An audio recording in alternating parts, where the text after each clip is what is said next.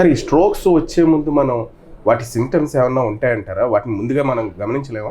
అదే నేను మీతో అన్నాను కదా, స్ట్రోక్ వచ్చే ముందు ఈ మెయిన్గా మనం ఈ బీ ఫాస్ట్ అనేది మెయిన్ సిమ్టమ్స్.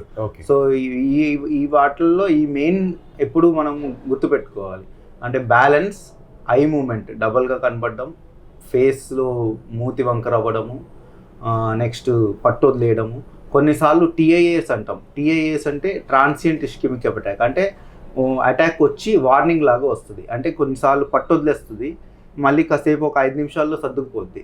చాలామంది దాన్ని సరే అయిపోయిందిలే బాగానే ఉంది అనుకుంటారు, కానీ నెక్స్ట్ అది major attack next within 24 hours వస్తుంది. సో అలాంటి సిచ్యువేషన్స్ వచ్చినప్పుడు ఇంకా అంటే ముందే మనము అలాంటి టీఐఏస్ ఏమన్నా వచ్చినప్పుడు మనం గమనిస్తే మనకి ముందుగా మనం ట్రీట్మెంట్ ఇస్తే మనకి ఆ మేజర్ అటాక్ ప్రివెంట్ చేయడానికి యూజ్ చేయొచ్చు. అంటే మేజర్ మందుల వల్ల ప్రివెంట్ చేయొచ్చు. సార్ ఈ స్ట్రోక్స్ అనేవి ఎన్ని రకాలు ఉంటాయి? ఆ అన్ని రకాల్లో పేషెంట్స్ని సేవ్ చేయగలమా ఏంటి? అసలు ఈ స్ట్రోక్స్లో ఉన్న ఇబ్బందులు ఏంటంటారు? మామూలుగా స్ట్రోక్స్ అనేది అంటే బ్రెయిన్లో ఎక్కడన్నా బ్లీడింగ్ అయినా క్లాట్ అయినా కానీ స్ట్రోక్స్ అంటాం. అయితే మేజర్గా 2 రకాలుగా డివైడ్ చేస్తాం మనం. అంటే ఏంటి అంటే ఒకటి బ్రెయిన్లో క్లాట్ ఫామ్ అవ్వడం, అంటే రక్తం గడ్డగట్టడం.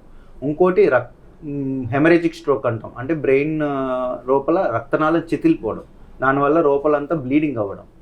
సో సాధారణంగా బీపీ హయ్యర్ సైడ్ ఉండి మందు ఎక్కువ తాగేవాళ్ళు వీళ్ళందరికీ ఏమవుతుందంటే హెమరేజిక్ స్ట్రోక్ ఎక్కువ ఛాన్సెస్ ఉంటాయి. అంటే లోపల రక్తనాళం చితిలిపోయి బ్లీడింగ్ అయ్యే ఛాన్సెస్ ఉంటాయి. అప్పుడు మేనేజ్మెంట్ ఒకలాగా ఉంటుంది. క్లాట్ అయినప్పుడు అంటే రక్తం గడ్డగట్టినప్పుడు మేనేజ్మెంట్ ఇంకోలాగా ఉంటుంది. Management means treatment.